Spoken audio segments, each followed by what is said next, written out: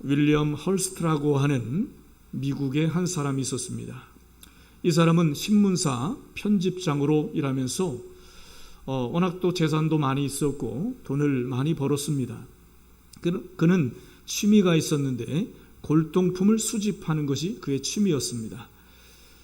하여튼 진귀한 어떤 골동품이 있다, 미술품, 어떤 골동품이 있다 하면 기필코 사들이는 그런 욕심이 있었습니다. 마치 그것이 생애의 목적인 것처럼 그렇게 살았습니다.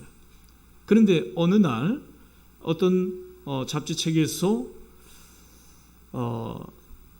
유럽의 왕실에서 나온 진귀한 도자기가 있다라고 하는, 팔렸다라고 하는 이런 이야기를 들었습니다. 그는 가슴이 뛰기 시작했습니다. 이것을 내가 꼭 사야 되겠다.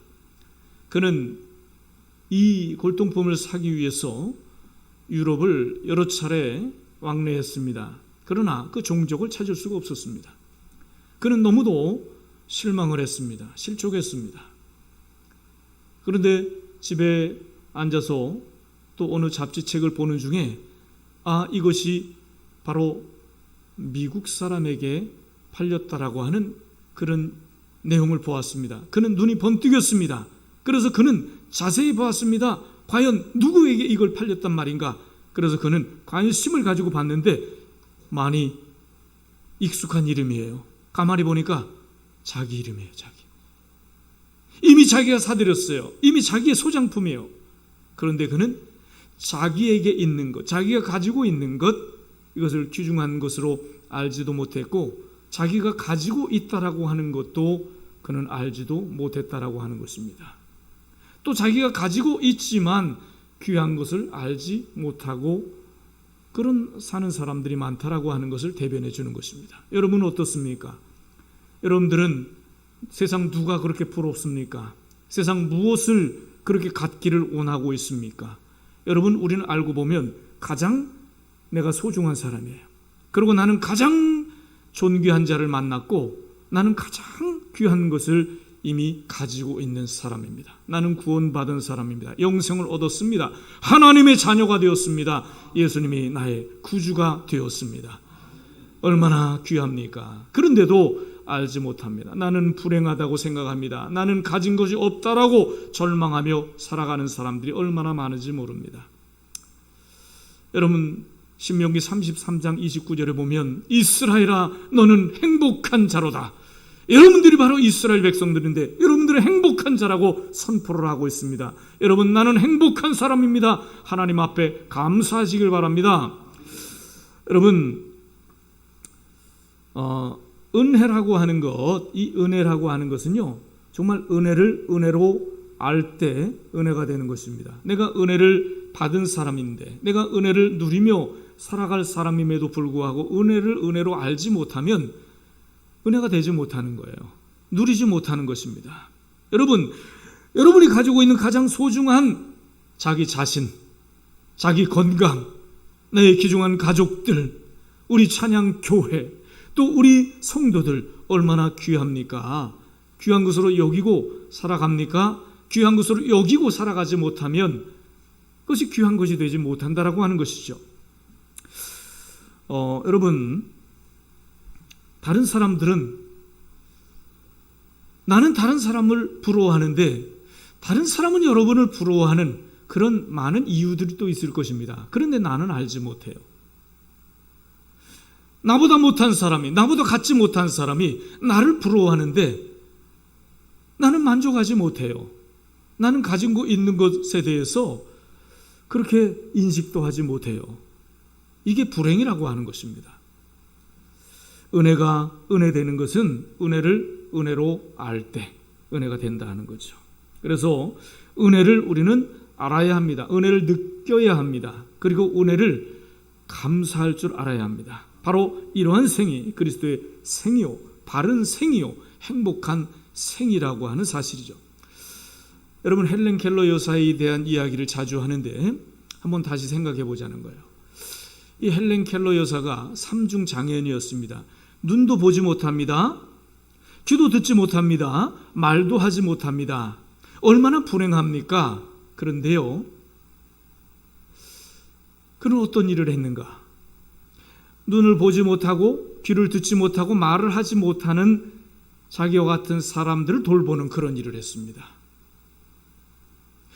그 사람들의 눈이 되어주고 듣지 못하는 사람들의 귀가 되어주고 말하지 못하는 사람들의 입이 되어주는 그런 역할을 합니다. 얼마나 힘들었을까요? 우리가 생각할 때 그는 불행 중에 불행이다 이렇게 생각할 수가 있습니다. 그는 어떤 기자가 이렇게 물었습니다. 이런 육체적인 고통과 함께 한평생을 살아왔는데 혹시 하나님을 원망해 보지는 않았습니까? 라고 질문을 했을 때 그는 이렇게 답을 합니다. 하나님께서 주신 은혜가 너무 크고 너무 많아서 헤아릴 시간도 부족한데 하나님의 은혜를 감사할 수 있는 시간도 부족한데 원망할 시간이 어디 있습니까? 참 은혜가 되지 않습니까? 원망할 시간이 있어요. 하나님의 은혜를 헤아려 볼 시간도 부족한데 원망할 시간이 어디 있습니까? 그런데 모든 좋은 조건을 가지고 살아가면서도 하나님께 원망, 불평하며 살아가지 감사하지 못하며 살아가는 사람들이 얼마나 많은지 모릅니다. 그는 임종을 할 때 이런 유언을 남겼습니다. 나의 일생은 참으로 행복하고 아름다웠습니다. 여러분, 얼마나 그는 행복한 사람이었습니까? 얼마나 은혜를 아는 사람이었습니까?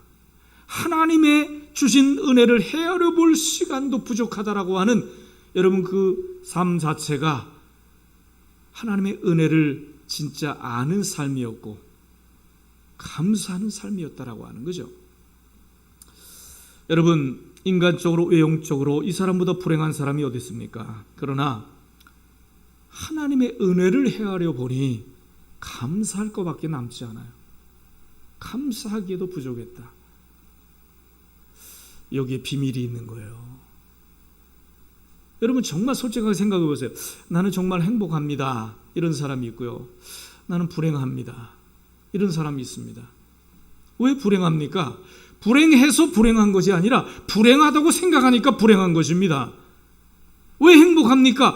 행복하다고 생각하니까 정말 행복해요. 정말 행복한 조건들이 너무도 많아요. 왜? 자꾸 행복을 생각하니까 행복에 관심을 가지니까 이것도 행복하네, 저것도 행복하네, 세상에 내가 이렇게 행복한 자구나 이걸 깨닫게 되더라 하는 것이죠. 여러분, 오늘 사도 바울은요 본문 9절 보니까 내게 주신 은혜를 알므로 그랬어요. 내게 주신 은혜를 알았어요. 여러분, 알아야 한다는 것입니다. 사도 바울은 알았어요. 무엇을? 내게 주신 은혜를. 그는요 길리기아 다소에서 태어났습니다. 흩어진 유대인들, 디아스포라라고 하죠. 디아스포라 속에서 그는 태어났습니다. 그러니 무슨 예루살렘 그 행복한 축복의 도성에서 벗어난 유대인들이 사실 무슨 행복이 있겠습니까? 나그네로 살아야 되는데, 그러다가 결국은 또 로마의 포로가 됩니다. 그렇게 살아왔어요. 여러분, 그런데 뒤늦게 이 사실이 얼마나 중요한 의미를 가지고 있는지 깨닫습니다. 바로 이것이 은혜라고 하는 거예요. 저는 그 가장 부럽다라고 하는 사람이, 여러분도 아마 그럴 것입니다. 우리 학생들, 청년들 특히 그런 생각을 할 것 같은데, 미국에서 태어난 그 2세들, 야, 얘네들 얼마나 좋을까? 미국에서 태어나다 보니까 자연히 영어를 잘하지, 또 한국 부모님과 같이 사니까 자연히 한국말도 또 잘 배우고 잘하게 됩니다. 이중 국어를 능통하게 잘합니다. 이 아이들이 참 부럽다. 우리는 수십 년 막 영어를 접하고 영어를 공부하고 해도 도대체 남는 것이 없고 이게 생활 영어가 되지 않고 얼마나 영어 때문에 씨름을 하고 우리 청소년들 얼마나 많은 시간을 허비합니까? 허비가 아니라 투자를 합니까? 그럼에도 불구하고 이게 쉽지가 않아요. 그런데 그곳에서 태어나서 이렇게 사는 그 아이들, 또 그 아이들이 한국에서 살고 이런 애들을 얼마나 그 이중 언어로 이 바이랭귀지로 인해서 얼마나 그들이 유익한 삶을 살아가나, 이것을 부러워하는 그런 사람이 참 많더라고요. 이 사도 바울은요 그야말로 히브리인으로서 히브리어에 능통했고 또 로마어에 능통했고 뿐만 아니라 이 로마의 문화 그리고 히브리적인 종교 문화 이 두 컬처스 이 두 문화에 능통했습니다. 이게 무슨 의미인지 몰랐어요. 그런데 나중에 알게 됐습니다. 왜 하나님께서 이런 과정과 고통을 경험하게 했는가? 왜? 거기에 목적이 있었다는 거예요. 하나님은 그 사도 바울을 통해서 쓰시고자 하는 그 귀한 목적이 있기 때문에 이런 것을 경험을 통해서 이러한 과정을 통해서 그 일을 하게 하셨다라고 하는 것을 그는 깨닫게 됩니다. 사도행전 22장 3절에 보면 길리기아 다소에서 태어났다. 가말리엘의 문화생이었다. 거긴 철학의 본산지거든요. 이 헬라어 또 이 철학에 능통했고 또 로마의 시민권을 가져서 그 훗날에 아주 유익한 그런 사역을 하지요. 또 히브리 백성이고 히브리적인 종교적인 그런 배경을 가지고 살았으니 철두철미한 그런 율법과 신앙을 모태로부터 가지고 그렇게 살았던 것입니다. 이것이 그렇게 다양하게 예수님 다음으로 귀하게 쓰임받을 수 있었고 이 신약 성경의 반 이상을 사도 바울이 기록하는 이런 역사의 인물이 되지 않습니까? 이 사도 바울은요, 왜 나를 이렇게 이방인으로 거주하게 했는지 뿐만 아니라 나를 모태에서부터 이렇게 엄청난 은혜를 받고 살아가게 하셨는지 그때 깨닫게 됩니다. 이게 은혜로다 이걸 아는 거예요. 여러분, 그는 사실 처음부터 잘 알지 못했습니다. 나중에 알게 됩니다. 하나님께서 나를 포기하지 않으셨다라고 하는 거. 얼마나 사실 그가 예수 믿는 사람들을 괴롭혔습니까? 못되게 했습니까? 스데반을 죽이는데 앞장서기까지 했고 다메섹 도상으로 공식적으로 이제 그리스도인들을 처형하기 위해서 이런 일을 했습니다. 그러나 하나님은 끝까지 참아 주셨다라고 하는 것, 그리고 자기를 포기하지 않으셨다라고 하는 것, 때가 참에 그를 변화시켜서 귀하게 사용해 주셨다라고 하는 사실에 그는 감사하고 있습니다. 비록 교회를 핍박했어도 스데반을 죽이는데 앞장섰어도 하나님은 그의 중심을 알았습니다. 그는 정말 율법을 지키려고 했고요. 진짜 이것이 바로 하나님의 은혜를 지키는 자였고 전통을 지키는 것이라고 생각했기에 그는 생명을 걸고 그 일을 했었다라고 하는 것입니다. 그래서 예수 그리스도께서 그에게 나타나시고 그를 곧걸어뜨리게 하시고 정말 진리를 바르고 알게 하셔서 사용하시잖아요. 여러분, 이것을 사도 바울은요, 강권적으로 나를 불러주셨다 이렇게 표현합니다. 강권적으로, 강압적으로 그를 불러주셨습니다. 다시 말하면 강제로 포로해 주셨다는 거예요. 강제로 포로가 됐어요. 그런데 하나님이 나를 포로해 주신 그것을 잡으려고 달려가요. 오로지 그 한 길을 달려갑니다. 모든 것, 지금까지 모든 것 다 포기해버리고 다 배설물로 여겨버리고 이제 잡힌 바 된 그것을 잡으려고 쫓아가노라. 빌립보 3장 12절에 말씀해요. 무엇에 잡혔습니까? 그리스도께 잡힌 바 된 그것을 잡으려고 달려가노라. 또 14절에 보니까 표대를 향하여 그리스도 예수 안에서 하나님이 위에서 부르신 부름의 상을 위하여 달려가노라. 할렐루야. 여러분, 저와 여러분도 하나님이 포로해 주셨습니다. 이제 도망갈 수 없어요. 이미 은혜 받은 사람이 어떤 은혜? 불가항력적인 은혜, 거부할 수 없는 은혜, 포로가 되었습니다. 그 안에서 살아야 돼요. 어쩔 수 없이. 얼마나 다행입니까? 마귀가 나를 빼앗아갈 수 없어요. 하나님의 소유래요. 얼마나 감사합니까? 여러분, 하나님께서 포로해 주셨는데 포로된 그것대로 행하는 것이 나의 목표다. 여러분, 이것이 쉽지 도망가는 게 쉽겠습니까? 이제 오로지 한 길로만 달려가세요. 할렐루야. 한 길 인생이 저와 여러분들의 인생입니다. 여러분, 나에게 부족한 것이 많다 그렇게 생각하시죠? 얼마나 다행인지 몰라요. 사도 바울도 다 갖춘 줄 알았어요. 그런데 부족한 것이 많아요. 그런데 이게 은혜구나. 약할 때 그때 강함이 나타나요. 하나님이 도와주셔요.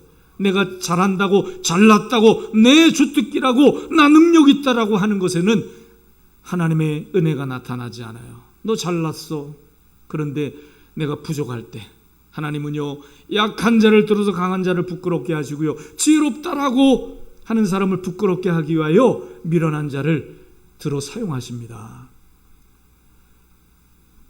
나 약해요, 못해요, 부족해요, 나 무식해요, 할 줄 몰라요. 여러분 그렇게 생각하지 마세요. 그리고 피하지 마세요. 내게 능력 주시는 자 안에서 내가 모든 것을 할 수 있느니라. 이것이 우리의 고백이 되어야 됩니다. 주여, 저 부족합니다. 하고 싶습니다. 능력 주세요. 지혜 주세요. 구하면 주시리라. 주의 약속하셨잖아요. 여러분 하나님의 이름 피하는 것이 아니에요. 하나님 능력 주세요. 저 부족해요. 주여 사용해 주세요. 하나님 앞에 맡기면, 하나님을 의지하면 주님이 도와주시겠다고 약속했지 않습니까? 여러분 약할 때 강해지는 것이 기독교의 신비의 역사예요. 이것을 깨달은 은혜 중에 가장 큰 은혜가 무엇인지 압니까? 사도 바울은 나를 겸손하게 하셨다라고 하는 거예요. 이 겸손이 얼마나 기독교인에겐 큰 덕목인지 몰라요. 겸손이 안 되면요, 하나님 앞에 두드러 맞습니다. 여러분 사도 바울은요, 교만하려면 교만할 거리가 얼마나 많은지 몰라요. 그러나 하나님은요, 그가 교만할까 봐 어떻게 하셨을까? 그의 육체에 가시를 두었어요. 이것을 사탄의 사자라고 이렇게 고린도후서 12장 7절에는 표현합니다. 이게 스콜로프라고 하는데 고통스럽게 하다, 십자가, 이런 의미를 가지고 있습니다. 사도 바울을 왜 고통스럽게 합니까? 이게 불치의 병이거든요. 아주 고통을 주는 그런 병이거든요. 이걸 고쳐달라고 하나님 앞에 기도했는데 너는 그게 필요해 하고 하나님께서 안 고쳐주시는 것이 응답이었어요. 여러분 응답 안 해주시는 거, 이것도 응답인 줄 알아야 돼요. 하나님은 기도 안 들어주셔? 기도해도 소용없어? 아니에요. 기도하세요. 그러나 내가 구하는 내 뜻대로가 아니라 아버지 뜻대로 구하는 것이 중요합니다. 바울은 이 괴롭히는 병, 이것이 나에게 필요한 것이구나, 고쳐달라고 그렇게 기도했는데 안 고쳐주시고요, 누가, 의사잖아요. 누가라고 하는 의사를 붙여줘요. 병은 그대로 가지고 있으면서 그를 안전하게 지켜주고 사역을 할 수 있도록 하는 그런 또 여건을, 환경을 만들어 주십니다. 이게 사도 바울은 나중에 고백합니다. 하나님의 은혜였다고. 이것 때문에 내가 겸손해졌다고. 왜? 교만하면 내가 버림받잖아요. 이게 은혜였다는 것입니다. 여러분 그 송명이라고 하는 시인 알죠? 뇌성마비 송명이 시인. 얼마나 불행할까. 도대체 이게 식물인간처럼 그냥 꼼짝 못해요. 휠체어를 의지하고 그렇게 다니고 그렇습니다.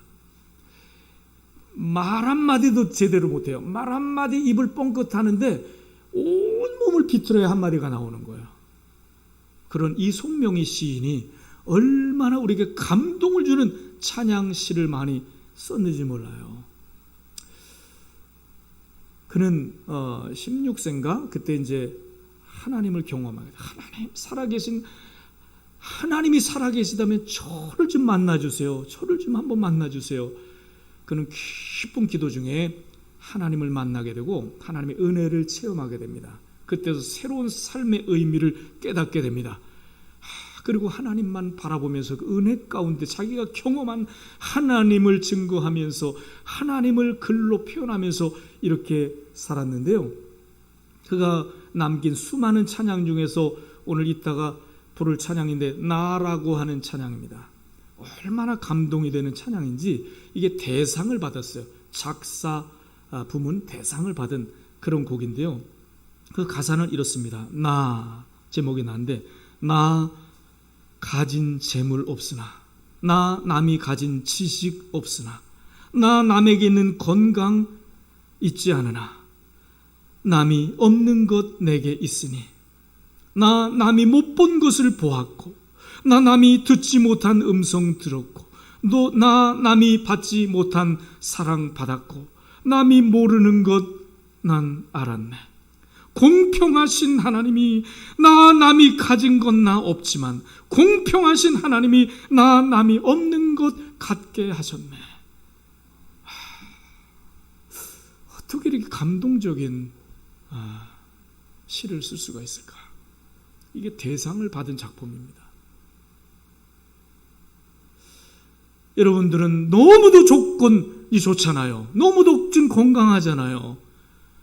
말하고 싶으면 마음대로 말할 수 있고, 기도하고 싶으면 얼마든지 기도할 수 있고, 가고 싶은 대로 다 갈 수 있고, 내가 하고 싶은 일 다 하고 살아가면서도 그저 부족한 것만 자꾸 찾아요. 불만 속에 살아요. 감사가 없어요. 그런데 이 송명이가 무슨 희망이 있겠어요? 여러분이 그 입장 돼보세요. 무슨 재미로 살까? 무슨 낙이 있을까? 그런데 세상에 여러분 이 가사에 감동이 안 된다면 회개하셔야 합니다. 회개하셔야 돼.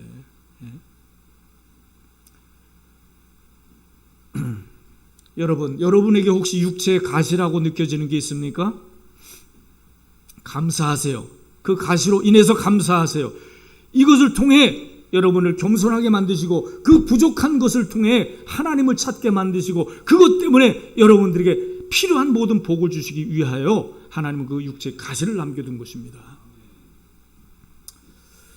여러분, 사도 바울은요, 에베소 3장 9절을 보니까 영원부터 만물을 창조하신 하나님 속에 감추었던 비밀의 경륜이 어떠함을 알게 하셨다 그랬어요. 여기 아주 중요한 용어가 나오죠. 하나님의 경륜이라고 하는 거. 경륜의 뜻이 뭘까? 큰 포부를 가지고 어떤 일을 조직적으로 계획했다라고 하는 것이 경륜이에요. 여러분을 향한 하나님의 놀라우신 경륜이 있음을 믿으시기 바랍니다. 하나님의 경륜, 이게 있어요. 사도 바울은 이것을 깨달았어요. 그 큰 경륜 속에 내가 있다 하는 거예요. 이 하나님의 크신 경륜 속에 나를 불러 사용하신다라고 하는 것입니다. 여러분, 하나님의 큰 경륜 속에 이 기독교 역사가 지금까지 이루어지셨고, 때가 참에 예수 그리스도께서 그 크신 여러분을 구원하신 구원 사역을 이루셨고, 그 크신 경륜 속에 우리 찬양교회를 세우셨고, 그 경륜 속에 여러분을 불러주셨음을 믿으시기 바랍니다. 이것을 믿어야 의미가 있는 거예요. 여러분, 예수님께서 이루신 큰 놀라운 구원의 역사, 이것을 통해서는 사도 바울은 나를 불러주셨고, 이것을 통해서 이방인을 위하여 나에게 이런 과정, 고통, 이런 것을 경험하게 했구나. 여러분, 하나님의 경륜 속에 내가 있다. 나 같은 부족한 사람이 있다. 이거 꼭 붙드세요. 오늘 이거 하나 붙잡으면 큰 복이 될 겁니다.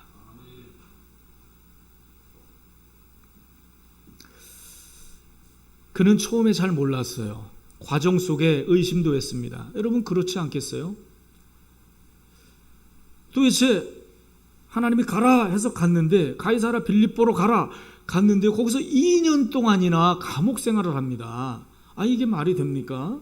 하나님이 계시다면, 살아계시다면, 복음 전하러 갔는데 왜 감옥에 있어야 됩니까? 내가 왜 이런 고통을 받아야 됩니까? 하나님은 죽은 것입니까? 배를 타고 가는데요, 배가 또 파손이 돼 죽을 지경을 만나게 됩니다. 왜 이런 경험을 해야 됩니까? 내가 하나님이 같이 동행해 주시는데, 건져주시고 그 바울 때문에 그 사람들이 다 안전하잖아요. 그러나 그냥 처음부터 안전하게 해주시면 되잖아요. 그런데 그 일이 없었다면 바울이 바울 되지 못했어요. 바울이 하나님의 종이라고 하는 사실을 그들이 깨닫지 못했단 말이에요. 로마에 가기를 원했어요. 소원했어요. 기도했어요. 하나님이 로마에 가게 하셨어요. 그런데 가자마자 왜 왜 지하 감옥에 갇혀 있어야 됩니까? 그것도 3년 동안이나. 지금 복음 전도하기도 바쁜데, 하나님 그것이 더 귀한데 왜 나를 이 감옥에 썩게 하시냔 말이에요. 그런데요, 나중에 알게 됐어요. 이게 하나님의 경륜 속에 있었다라고 하는 사실을. 왜요? 그는 그 감옥에 있음으로 인해서 수많은 친위대를 만나 그들에게 전도하게 되고요.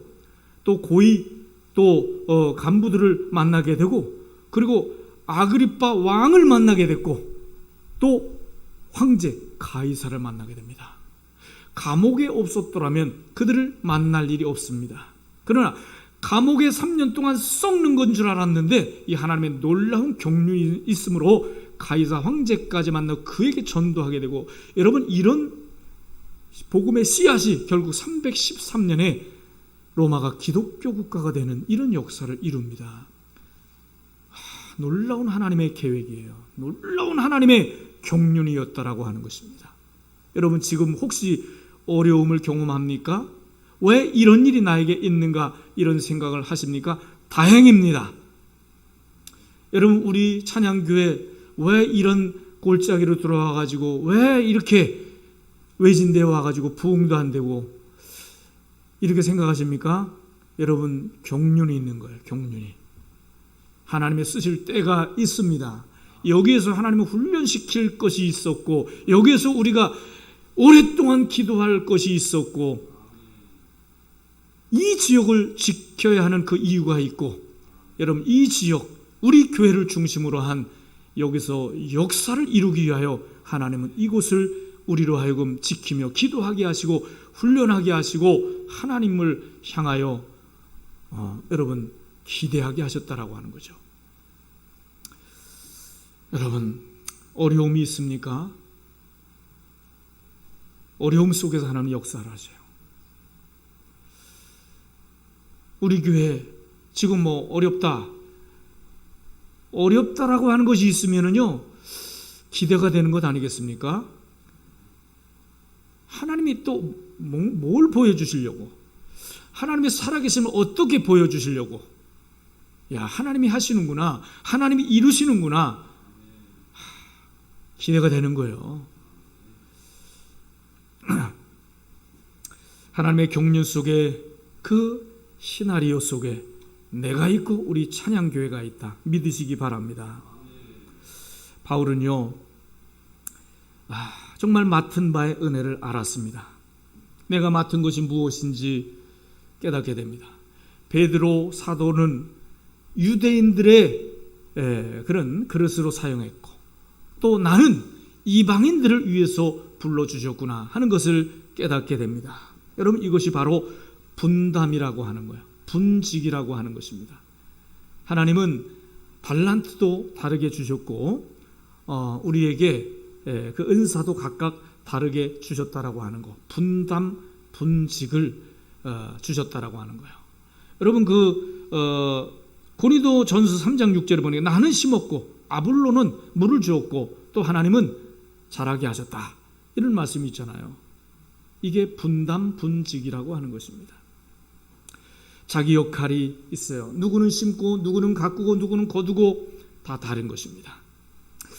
그런데 요즘 사람들은 너무 조급해요. 내가 심고 내가 거두려고 하고, 내가 오늘 심고 오늘 거둬야 되는 이런 조급함이 있습니다. 그럼 역사에 발전이 없는 거예요.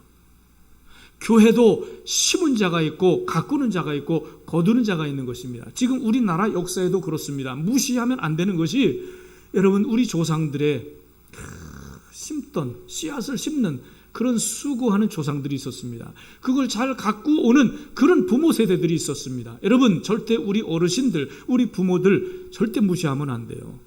뭐 내가 좀 더 지식이 있다고 똑똑하다고 똑똑한 체 하면 안 됩니다. 그 역사를 이루신 분들이 우리 부모님들이고 우리 조상들입니다. 그분들의 수고가 없다면 이런 문화를 어떻게 우리가 접합니까? 이런 지식들을 어떻게 접합니까? 이런 은혜와 혜택을 어떻게 누릴 수 있습니까? 그런데 부모를 무시해요? 부모를 함부로 판단을 해요? 불효막심한 거예요. 감사해야지. 우리 부모님들이 수고한 것 때문에, 우리 조상님들이 수고한 것 때문에 오늘날 내가 있다, 내가 이렇게 누린다라고 하는 것에 감사해야 되는 것입니다. 사도 바울은 나는 교회의 기초를 놓는 사람이다. 그래서 가는 곳마다 그는 교회를 세우고 또 사역자를 세우고 또 가서 교회를 개척하고 전도하고 이런 심는 또 기초를 놓는 이런 역할을 합니다. 꼭 내가 열매를 거두어야 돼. 그게 큰일 아닙니다.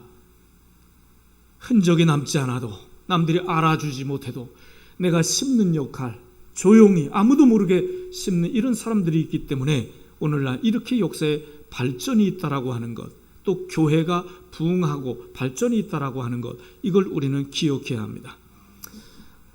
사도 바울은 이 진실이 얼마나 중요한지, 그는요 예수님을 체험하고는 진실한 성도로 살아갔습니다. 진실로 충성하는 자가 되었습니다. 그래서 주님은 그 진실을 인정해 주셨어요. 디모데전서 1장 12절에 보니까 주께서 내게 대하여 나를 충성되이 여기사 나에게 귀한 직분을 주셨다. 감격하면서 감사합니다. 여러분, 이것이 무엇입니까? 주님이 나의 진실을 알아주셨다는 거예요. 여러분, 믿음이 피스토스라고 했죠. 충성이 피스토스라고 했죠. 믿음 플러스 충성, 이게 진짜거든요. 요거를 진실이라고 하는 것입니다. 여러분, 진짜인가 가짜인가? 왜 오늘날 열매가 없습니까? 왜 흐지부지합니까? 왜 이 사람 예수 믿는 것 같기도 하고 아닌 것 같고, 왜 이렇게 맛이 없는 그런 크리스찬으로 살아갑니까? 왜 예배 매가리가 없고, 예배 시간에 왜 졸게 되고, 왜 예배 시간에 자꾸 다른 생각이 나고 집중이 안 되는가? 진실한 예배가 아니면 그럴 수 있어요. 무슨 다른 이유 때문에 그럴 수도 있지만, 여러분, 이 진실, 믿음 플러스 충성이다 하는 것입니다. 이게 진짜예요. 진짜 진실, 이거야말로 진짜 피스토스가 되는 것입니다. 그는 은혜를 알므로 충성했어요. 정말 은혜를 깨달았기에 범사에 감사가 가능했던 거예요. 항상 기뻐하라, 쉬지 말고 기도하라, 범사에 감사하라, 이것을 외칠 수 있었던 것입니다. 주 안에서 항상 기뻐하라, 내가 다시 말하노니 기뻐하라, 이렇게 권면할 수가 있었던 것입니다. 진짜 주님을 만났고 진짜 예수 믿는 기쁨이 어떤 것인지, 진짜 예수 믿는 사람들의 상급이 얼마나 대단한 것인지 그는 알았기 때문에 그렇게 선포할 수 있었던 것입니다. 여러분, 유다서 1장 20절에 보니까 지극히 거룩한 믿음 위에 자신을 세우라 그랬어요. 무슨 뜻인지 압니까? 지극히 거룩한 믿음 위에 자신을 세우라. 그런데 오늘날 많은 크리스찬들이 자신 위에 믿음을 세워요. 여기에 문제가 있습니다. 자신 위에 믿음을 세우면 자신이 무너지면 믿음 다 무너지는 것 아니에요? 자신의 환경을 의지하면 환경이 무너지면 믿음 다 무너지는 것 아니에요? 돈이, 사업이 무너지면 다 무너지는 것 아니겠습니까? 건강이 무너지면 다 무너지는 것 아니겠습니까? 기초가 잘못됐잖아요.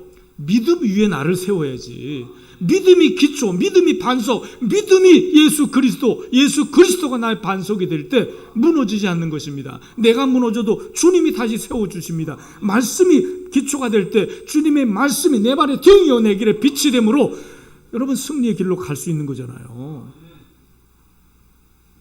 내가 뭔데 내 위에 믿음을 세우니까, 이게 그러니까 가짜로 드러나는 것이고 힘없는 것이고 실패로 끝나는 것입니다. 나 자신을 부인하세요. 내 생각을 부인하세요. 내 똑똑함, 사탄은 물러가라. 나 이거 부인해야 돼요. 사도 바울보다 똑똑한 사람이 있습니까? 배설물로 여기노라. 믿음 위에 자신을 건축하라고. 믿음 위에. 여러분, 다시 한번 하나님의 경륜을 깨달으시기 바랍니다. 그 경륜 속에 내가 있다. 경륜 속에 우리 찬양교회가 있다. 이거를 발견하고 깨닫는다면 이제 하나님은 우리 찬양교회의 역사를 지금부터 이루어 주실 것입니다. 이 역사를 함께 보지 않겠습니까? 이 역사에 하나님의 경륜 속에 여러분을 통해서 하실 위대한 일을 여러분 꼭 함께 이루고자 우리가 함께 정말 기도할 수 있길 바랍니다. 여러분, 믿음 위에 여러분 자신을 건축하세요. 믿음 위에 우리 찬양교회를 건축하고 믿음 위에 여러분 자신을 건축함으로 하나님의 위대한 일을 함께 이루는 저와 여러분 될 수 있기를 주의 이름으로 축원합니다. 우리 다 같이 기도하겠습니다.